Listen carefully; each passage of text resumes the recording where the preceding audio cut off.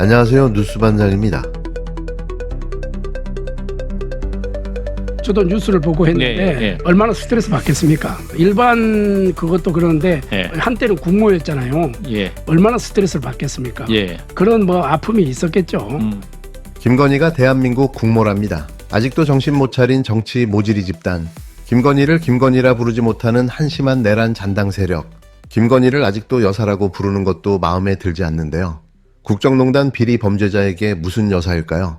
아플 예정이었던 김건희가 너무 빨리 아파버렸는데요. 모두가 이상했습니다. 하지만 김건희가 이렇게 급하게 드러누워야 했었던 진짜 이유가 드러났는데요. 누가 봐도 이유는 이것 때문이었습니다. 김건희가 왜 갑자기 병원으로 도망쳤는지 이제야 납득이 되는데요. 단순한 스트레스성 질환이 아니라 도망치듯 입원해야 했던 이유가 드러났습니다. 그건 바로 자신이 저지른 범죄의 결정적 스모킹건의 등장 때문인데요. 김건희가 도이치모터스 주가 조작 사건에서 직접 조작 사실을 인식하고 있었다는 결정적인 증거가 검찰 수사팀 손에 들어간 겁니다. 단순한 정황이 아니라 김건희의 육성이 담긴 녹취 파일인데요. 김건희가 자신의 계좌를 주가 조작 세력에게 맡기면서 수익이 나면 40%를 지급하기로 약정했다는 내용이 담겨 있습니다. 이 파일에는 김건희가 직접 그 사실을 말하는 음성이 녹음돼 있었는데요. 이건 한마디로 결정적인 빼박 증거인 거죠. 김건희 본인의 입으로 범죄 사실을 고백한 셈인데요. 이 녹취 파일은 3년 넘게 검찰 서랍 속에 묻혀있던 폭탄이었습니다. 윤석열 정권이 무혐의로 덮어버렸던 그 사건의 실체를 완전히 뒤엎을 만한 핵심 증거인데요. 중앙지검 수사팀은 도이치모터스 대표, 시세조정 관련자들, 피의자의 모친 등 계좌주 및 피의자 조사 등 필요한 수사를 충실히 진행하고 그들의 시세조정 범행을 인식 또는 예견하면서 계좌 관리를 위탁하거나 직접 주식 거래를 하였다고 보기 어려워 금일 피의자에 대해 혐의 없음 결정을 하였습니다. 서울중앙지검은 2023년 10월 김건희에게 시세조정 가담 의사가 없었다며 혐의 없음 처분을 내렸습니다. 그 근거로는 김건희가 조작을 인식했다고 보기 어렵다는 점을 들었는데요. 하지만 이번에 확인된 녹취는 그 모든 논리를 박살냈습니다. 단순히 주변인 진술이 아니라 김건희의 육성으로 수익 약정을 인정하는 내용이 담겨 있었는데요. 이쯤 되면 무혐의 처분 자체가 명백한 직무유기였던 겁니다. 당시에도 블랙펄 이정필은 검찰에 이렇게 진술했는데요. 김건희가 수익을 30에서 40% 가져간다고 들었다고 말했습니다. 그 진술이 사실로 확인된 건데요. 진술도 있었고 녹취도 있었는데 검찰은 그걸 숨긴 거죠. 윤석열 체제의 검찰이 수사기관이 아니라 방탄기관이었음을 드러내는 증거인데요. 윤석열이 파면된 뒤 4월 25일 서울고검이 이 사건을 재배당받고 전면 재수사에 착수했습니다. 그리고 불과 50일 만에 육성 파일을 확보한 건데요. 3년 동안 무혐의라고 했던 사건이 윤석열이 사라지자 50일 만에 뒤집힌 겁니다. 검찰 내부에서 어떤 외압과 조작이 있었는지 이제 반드시 수사해야 하는데요. 이제 특검이 시작되면 이 파일은 김건희를 기소하는데 가장 핵심적인 증거가 될 겁니다. 블랙펄은 도이치 주가 조작 2차 시기의 중심 조직인데요. 김건희가 계좌를 맡긴 시기와 이 조직의 활동이 정확히 일치합니다. 당시에도 김건희가 BP 패밀리라고 불렸다는 진술이 있었는데요. 공범이라는 얘기인 거죠. 김건희는 단순한 투자자가 아니라 시세조종 세력의 일부였던 건데요. 그런데도 검찰은 이종호, 이정필, 권오수 같은 핵심 조작 세력은 기소하면서 김건희만 쏙 빼고 무혐의 처분을 내렸습니다. 이게 과연 공정한 수사였을까요? 이게 사법정의입니까? 도이치 주가 조작의 전반부를 주도한 이종호는 김건희와 일주일 새 무려 36차례나 연락했는데요. 단순한 계좌 위탁 관계라면 있을 수 없는 일이었습니다. 그런데도 검찰은 이 정도도 증거가 부족하다고 했는데요. 이제는 더 도망갈 수 없습니다. 육성 파일이라는 확실한 증거가 나왔기 때문인데요. 김건희의 입원은 결국 시간 끌기였습니다. 본격 수사가 시작되자 버티지 못하고 드러누워버린 건데요. 하지만 그게 통할 리가 없습니다. 법은 평등해야 하는데요. 대통령의 배우자였든 뭐였든 범죄를 저질렀다면 당연히 법정에 서야 합니다. 이제 검찰이 해야 할 일은 명백한데요. 김건희를 공범으로 기소하고 재판에 넘기는 일입니다. 아니, 특검에게 모든 자료를 넘겨야겠죠. 사실 그보다 먼저 김건희를 비호하며 진실을 묻은 검사들을 조사하고 책임을 묻는 일이 선행돼야 하는데요. 특히 빤스런한 이창수와 조상원에 대한 처벌은 시급해 보입니다. 이번 사건은 단순한 주가 조작이 아니라 권력형 비리인데요. 윤석열 정권 전체가 조직적으로 김건희를 비호하며 수사를 왜곡하고 사법정의를 유린한 사건입니다. 따라서 이 사건은 반드시 종합특검으로 가야 하는데요. 김건희만이 아니라 윤석열, 한동훈, 당시 수사라인 검사들 전원을 대상으로 전면 재조사가 이루어져야 합니다. 이건 김건희 개인의 문제로 끝날 수 없는 사안인데요. 법치를 무너뜨린 권력형 국기문란 사건입니다. 검찰이라는 국가사정기관이 나서 대통령 부인을 지키기 위해 온갖 불법을 자행한 사건인 거죠. 국민을 속이고 정의를 외면한 자들은 반드시 단죄받아야 하는데요. 또 덮으려고 해도 덮을 수 없습니다. 김건희의 육성 파일은 단순한 증거가 아닌데요. 이 정권의 뿌리가 얼마나 썩어 있었는지를 보여주는 흑역사의 기록입니다.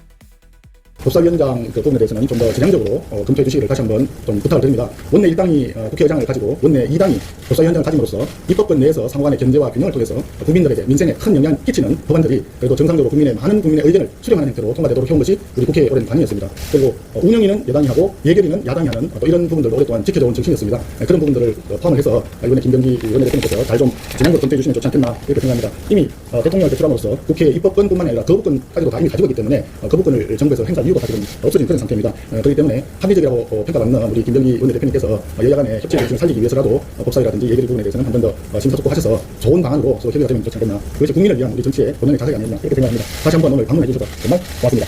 환영합니다. 송원석 신임 원내대표님 진심으로 축하드립니다. 사실 어제 그 신임 원내대표님과 통화를 했습니다. 서로 간의 의견을 나누고 답변을 주고받았습니다. 국회 야당을 대표하는 위치에 서신 만큼 그 무게와 책임이 크실 거라고 생각합니다. 송 대표님께서 수락연설에서 퇴행은 안 된다고 하신 말씀, 지금 정치가 반드시 새겨야 할 경고라고 생각합니다. 저 또한 경청하고 소통하겠습니다. 국민은 과거가 아닌 방향을 묻고 있습니다. 정권은 바뀌어도 국회는 늘 국민의 삶의 최전선에 있어야 합니다. 국민의 물음에 답할 준비가 되어 있으리라고 믿습니다.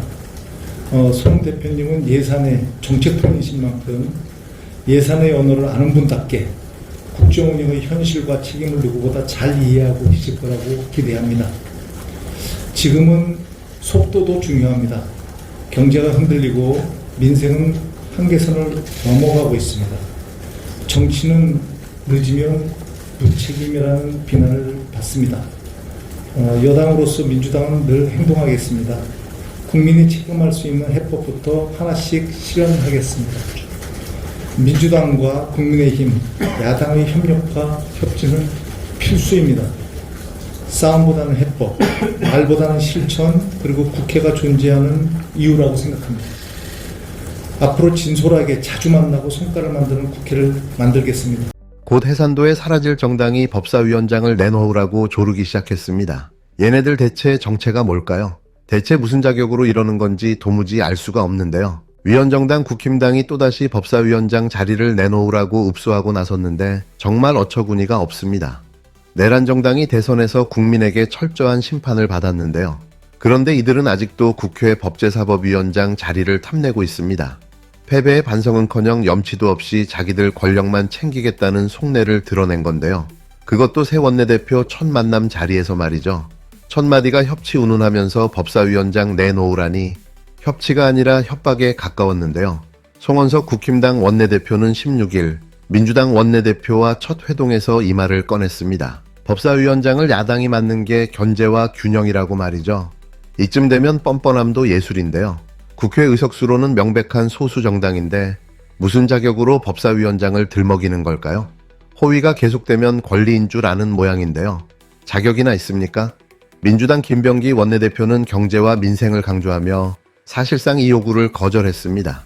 지금은 법사위원장 가지고 실랑이 할 때가 아니라는 건데요. 물가가 치솟고 민생이 벼랑 끝인데 국회가 법사위 자리 하나로 시간 낭비하면 그건 무능이자 직무유기라는 겁니다. 이 와중에 송원석은 대통령 오찬제의에 고맙다면서도 또 민주당과 정부를 향해 쓴소리를 하겠다고 으름장을 놨는데요. 야당의 본령이 비판이라니 참 말은 그럴싸합니다. 하지만 지금 국힘당이 하고 있는 건 비판이 아니라 발목 잡히고 민생 외면인데요. 대체 언제쯤 정신을 차릴까요? 게다가 추경까지 정치적 목적이 있으면 견제하겠다고 나섰는데요. 지금 추경은 내란 사태로 벌어진 경기 침체와 민생 안정을 위한 불가피한 예산입니다. 정치적이든 아니든 국민 삶이 걸려 있는데요. 여기에까지 조건을 걸겠다는 건 국민 등골이 휘어도 상관없다는 개소리로 들립니다. 결국 국힘당의 이 모든 행보는 자기 이속을 챙기기 위한 계산된 수작일 뿐인데요. 대선에서 국민에게 외면당한 이유를 아직도 모른다는 걸까요? 법사위원장 탐내기 전에 먼저 해야 할 건 반성이고 민심을 읽는 겁니다. 아직도 정신 못 차렸다면 다음 선거에선 더 철저히 심판받을 텐데요. 아니 그 전에 정당이 해산되겠죠. 마지막으로 한마디 하겠습니다. 언제 해산돼도 아무 문제가 없는 정당이 법사위원장 타령이라니 어이가 없는데요. 국민이 두 눈 부릅뜨고 지켜보고 있다는 사실 잊지 마시기 바랍니다. 윤석열, 김건희의 수사 외압 의혹 점점 그 진실이 드러나고 있습니다. 심우정과 김주연 민정수석, 윤석열의 민정수석이었던 김주연과 윤석열의 검찰총장이었던 심우정이 비아폰 통화했다는 내역이 만천하에 드러났습니다. 어떻게 이런 일이 있을 수 있을까요? 그리고 김주연과 김건희가 또 비아폰을 통화했다는 내역이 만천하에 드러났습니다. 그리고 중요한 것은 김건희 관련, 윤석열 관련, 명태균 관련, 도이치모터스 관련 일이 있을 때마다 윤석열과 김주연의 통화 내역이, 일반폰 통화 내역이 만천하에 드러났습니다. 윤석열과 정진석 다음으로 윤석열이 가장 많이 통화한 사람은 바로 김주연 민정수석이었습니다. 이들 간에 어떤 수사 외압이 있었는지 낱낱이 밝혀야 합니다. 김건희와 관련한 검찰 수사 주요 국면마다 윤석열과 김주연이 통화했다는 것이 세상에 밝혀졌습니다. 검찰 수뇌부와 김건희 수사 라인 물갈이가 이루어지던 그때 검찰 수사팀이 김건희를 출장 조사하거나 불기소 처분을 결정했을 그때 윤석열은 김주연과 전화를 했습니다. 개인 휴대폰으로 전화를 했습니다. 어떤 수사 외압이 있었는지 공수처와 특검에서 낱낱이 밝힐 것을 촉구합니다. 그런데 또 오늘은 김건희까지 김주연 민정수석에게 심지어 비화폰으로 전화를 걸어 통화한 기록이 나왔습니다. 검찰의 황제 조사를 받던 10여일 전 김건희는 김주연에게 비화폰으로 전화를 걸었습니다.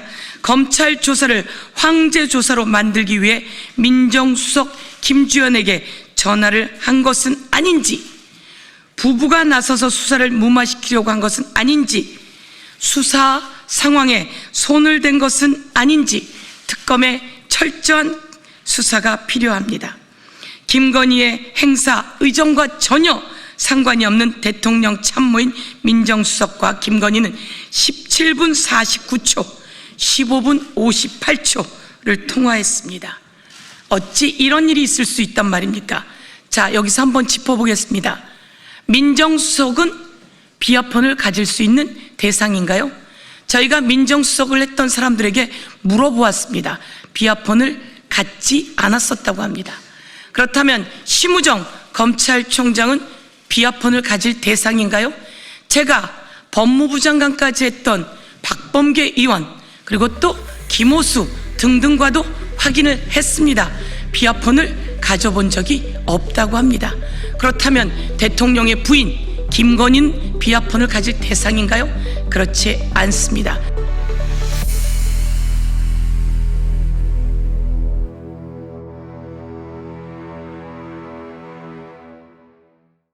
네, 안녕하세요. 오늘 저희와 함께 살펴볼 이 자료들, 이게 지금 한국 정치의 아주 뜨거운 감자죠. 전 영부인 관련 의혹하고 또 국회 상황, 이걸 다루고 있는데요. 제공해 주신 이 자료들을 보면서 그 핵심 주장들, 그리고 그 배경에 있는 정치적 긴장관계, 이런 맥락을 좀 명확하게 짚어보는 게 오늘 저희 목표입니다. 네, 반갑습니다. 자료줄을 보니까요, 크게 보면 한 두 갈래인 것 같아요. 그쵸? 하나는 역시 도이치모터스 주가 조작 의혹. 여기서 새로운 증거가 나왔다는 주장이 있고, 또 다른 하나는 국회 내에서, 권력 배분 문제. 특히 법사위원장 자리를 놓고 계속 부딪히는 거. 네, 그런 내용들이죠. 자료에 담긴 내용들 한번 하나씩 좀 자세히 들여다볼까요? 네, 역시 가장 먼저 눈에 띄는 건 김건희 씨의 도이치모터스 주가 조작 연루 의혹 같아요. 이 자료에서 정말 뭐라고 해야 하나 결정적일 수 있는 내용이 나왔다고 하는데 김 씨 본인이 직접 그 수익금의 40%를 받기로 약속했다. 이런 내용의 육성 녹취 파일, 이게 검찰에 확보됐다는 주장이 제기됐어요. 이게 만약 사실이라면 진짜 말씀하신 대로 이른바 스모킹 건이라는 평가가 나올 만도 한데요. 그렇죠. 근데 이게 더 흥미로운 지점은 검찰의 이전 태도랑 좀 비교가 된다는 거예요. 이 자료에 따르면 작년이죠. 2023년 10월에 검찰은 김 씨가 가담했다는 증거가 좀 부족하다. 이러면서 사실상 혐의 없음으로 거의 종결했었거든요. 그런데 윤석열 전 대통령 퇴임하고 나서 재수사가 시작되고 뭐 한 50일 만이라고 하던가요? 얼마 안 돼서 이 녹취 파일이 확보됐다고 이 자료는 주장하고 있어요. 당시에도 비슷한 진술이 있었는데 묵살됐다는 지적도 같이 나오면서 이전 수사 과정 자체에 대해서 좀 강하게 의문을 제기하는 거죠. 아, 그 시점의 차이가 네, 의미심장하네요. 거기다가 또 다른 의혹도 있죠. 이른바 비화폰 통화 기록? 이것도 자료에 언급되는데요. 근데 이 비화폰이라는 게 보통은 뭐 국가 안보라든지 아주 중요한 기밀 사항에 쓰는 그 특수보안 휴대폰 아니었나요? 자료에서는 왜 김건희 씨나 또 윤석열 전 대통령, 당시 민정수석 같은 사람들이 이걸 사용했다고 보고 있는 건가요? 좀 이례적인 것 같은데. 네, 바로 그 점을 이 자료가 문제 삼고 있는 겁니다. 그러니까 민정수석이나 대통령 부인이 과연 비화폰 사용 대상이 맞냐? 그 자체가 좀 이례적이라는 거죠. 게다가 검찰 수사의 중요한 시점마다 이 사람들 사이에 비화폰 통화가 있었다는 걸 근거로 들면서 혹시 이게 수사에 영향을 미치려는 외압 시도 아니었나 혹은 뭐 개입 시도 같은 거 그런 의혹을 제기하는 거예요. 이 자료는 이 부분이 앞으로 뭐 특검 같은 걸 통해서 반드시 규명되어야 할 핵심 쟁점이다 이렇게 강조하고 있습니다. 와, 수사 외압 의혹이라니.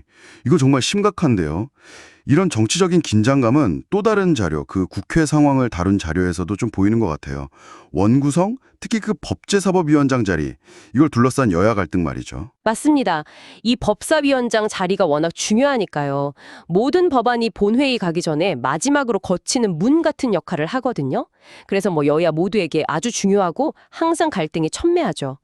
자료를 보면 지금 소수당인 국민의힘 측에서는 송원석 원내대표 언급이 나오는데 국회의 어떤 견제와 균형 원칙 그리고 과거 관행 그러니까 1당이 국회의장 하면 2당이 법사위원장 맡는 거 이걸 내세우면서 법사위원장직을 요구하고 있다 이런 내용이 담겨 있어요. 아, 견제와 균형, 그리고 관행. 그런데 다수당인 더불어민주당 쪽 입장을 담은 자료는 또 이야기가 좀 다르네요. 김병기 원내대표 언급도 있고요. 네, 그렇죠. 민주당 측 입장을 반영한 자료를 보면 지금 시급한 건 뭐 민생경제 회복인데 이 법사위 문제로 국회를 그냥 공전시킬 때가 아니다 이런 입장이에요. 특히 국민의힘의 요구를 이건 협치가 아니라 거의 협박에 가깝다 이렇게 아주 강하게 비판하는 시각도 보이고요. 이미 대통령이 거부권을 계속 행사하고 있어서 견제는 충분히 되고 있다 이런 반론도 함께 제시하고 있더라고요. 네, 추경 예산안에 대해서도 좀 비슷한 맥락의 비판이 있네요. 국민의힘이 만약에 정치적 목적이 의심된다. 이러면 추경에 협조하기 어렵다. 이런 입장을 보인다고 자료는 전하면서 이걸 또 민생 외면 아니냐 이렇게 지적하고 있고요. 결국 이 자료들이 말하려는 바는 제 생각에는 이런 개별 사안들이 그냥 따로따로 있는 게 아니라 서로 좀 연결되어 있을 수 있다는 점인 것 같아요. 그러니까 김건희 씨 개인의 문제를 넘어서서 그 주가 조작 수사 과정에서의 어떤 외압 의혹이라든지 그리고 그 연장선에 있는 국회 권력 다툼까지 다 묶어서 이게 잠재적으로는 뭐랄까 권력형 국기 문란 사건으로 봐야 한다 이런 시각인 거죠. 그래서 윤석열 전 대통령, 김건희 씨, 그리고 당시 수사 라인에 있던 검사들까지 다 포괄하는 아주 종합적인 특별검사, 특검 수사가 필요하다 이렇게 주장하는 겁니다. 아, 그러니까 정리하면 이 자료들은 결국 국가 시스템, 특히 검찰 같은 권력기관이 동원돼서 진실을 은폐하려 했을 수도 있다. 이런 매우 무거운 의혹을 제기하고 있는 거네요. 아까 말씀하신 그 김건희 육성 파일이라는 게 그냥 단순한 증거를 넘어서서 이전 권력이 어떻게 작동했는지에 대한 중요한 질문을 던지는 약간 상징적인 기록으로 해석될 수도 있겠고요. 네, 맞습니다. 오늘 저희가 이렇게 살펴본 자료들은 단순히 전 영부인을 둘러싼 어떤 법적 의혹뿐만이 아니고요. 그 너머에 있는 정치 권력이 실제로 어떻게 행사되는지, 그리고 우리 사법 시스템의 공정성은 과연 제대로 작동하고 있는지, 이런 아주 근본적인 질문들을 우리에게 던져주고 있습니다. 네, 그렇습니다. 오늘 제공해 주신 자료들을 통해 드러난 여러 주장과 의혹들 속에서 과연 진실은 무엇이고 또 책임은 어떻게 규명될 수 있을지 앞으로의 과정을 정말 잘 지켜보는 것이 중요해 보입니다. 이 복잡한 상황 속에서 정의와 공정이라는 가치가 과연 어떻게 실현될 수 있을지 청취자 여러분도 한번 같이 생각해 보시면 좋겠습니다.